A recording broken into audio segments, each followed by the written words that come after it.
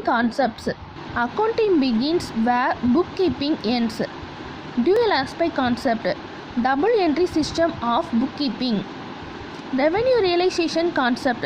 Revenue by income earned on the date unearned and realized revenue should not be taken.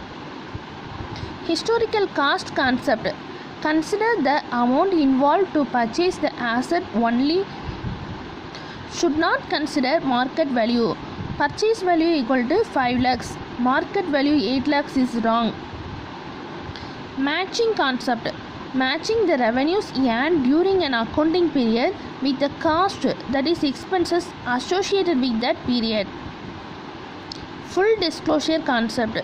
Discharge fully and completely all the significant information. Verifiable and objective evidence concept. Every business transaction should have an evidence to support it. Example, vouchers.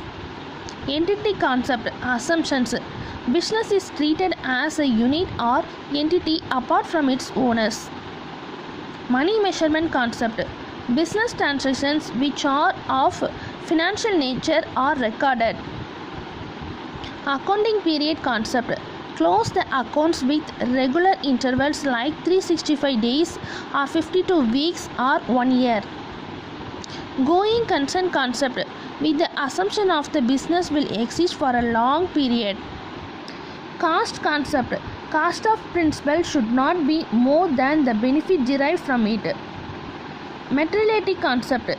Relevant information should be disclosed in the financial statements.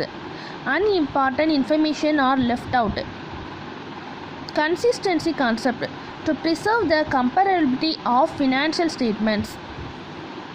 Prudence conservatism concept. Consider all prospective losses but leaves all prospective profits. Anticipate no profit but provide for all possible losses.